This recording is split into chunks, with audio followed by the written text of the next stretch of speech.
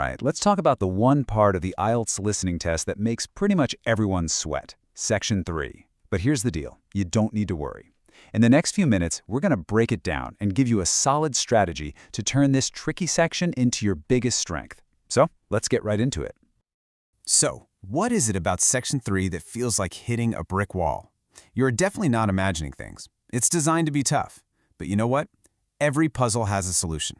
And we're about to lay out a clear, step-by-step plan to help you crack it.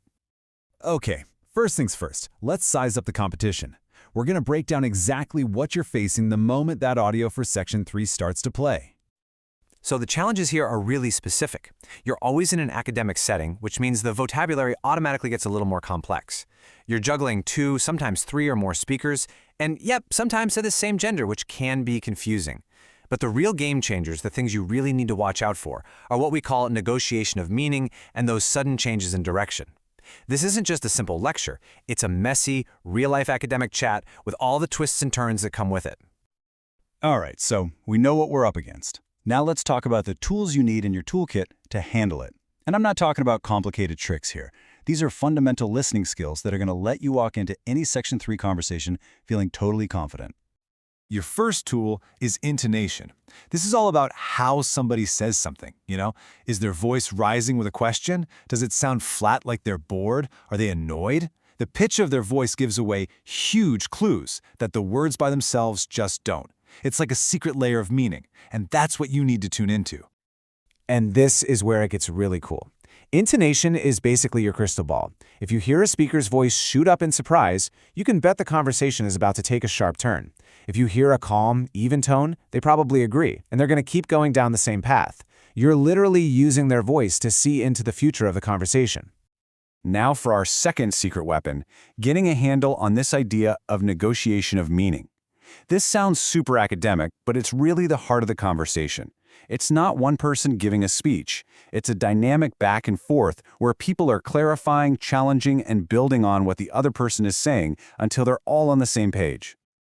And this is what that actually sounds like. You'll hear phrases like, wait, so what you're saying is, or someone repeating an idea back in their own words. You might hear them jump in and finish each other's thoughts, or even disagree and say, well, actually, I think it's more like this. These aren't just random interruptions. No, these are bright, flashing signposts showing you exactly how the ideas are changing and developing. Okay, let's get down to brass tacks. We're going to look at specific question types, starting with classification questions. They can look a little scary on the page, but trust me, there is a clear logic to them that you can totally use to your advantage. So here's the big mindset shift you need to make. For these questions, stop hunting for keywords. You're not just listening for a single word to jot down. Instead, you're listening for the general idea, the gist of what someone's arguing, and then you match that whole idea to one of the categories. It's about understanding the big picture, not just catching 1 or 2 words.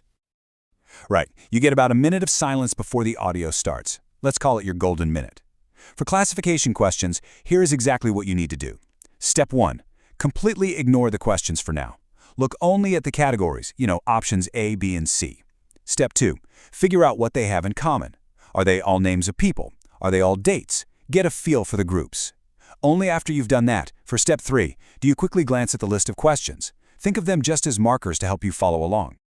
And this is the one rule you can always count on. It's what makes the whole thing possible. The information you'll hear will line up with question 21, then question 22, then 23, in perfect order. They will never be mixed up. This means you can just follow the conversation, one question at a time, without getting lost. It's a huge relief. And now for our second major question type, matching.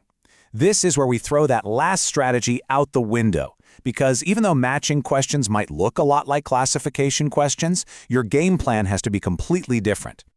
No, I'm not kidding.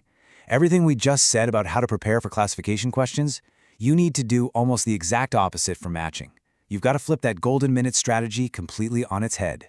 So check out the difference. For classification, we focused on the categories, the options. For matching, forget that. You focus on the questions first. They are your new roadmap. Then, for the list of options, which is usually long and wordy, you're going to create a super simple one-word reminder for each one. That little trick is everything. So here's how that plays out. In that precious minute of prep time, you read the questions, and next to each option, A, B, C, D, you just scribble a one-word summary. When the audio starts, your eyes are on the questions, following along in order. When you hear the answer for, say, question 24, you just glance at your little list of reminder words, not the big long sentences, and pick the one that fits. If you're not 100% sure, just make a quick guess or a note and move on. Whatever you do, don't fall behind the audio. That's the trap. Phew! We've covered a ton of ground, right? From big picture listening skills to really specific on-the-day tactics. So let's boil it all down to the absolute must-remember takeaways. So, to wrap it all up, listen for intonation, for how they're speaking. Recognize the negotiation of meaning so you can follow the flow of the argument. For classification questions, your first focus is the categories. For matching questions, it's the questions. And the golden rule over everything else, always, always listen for the overall idea, not just specific words.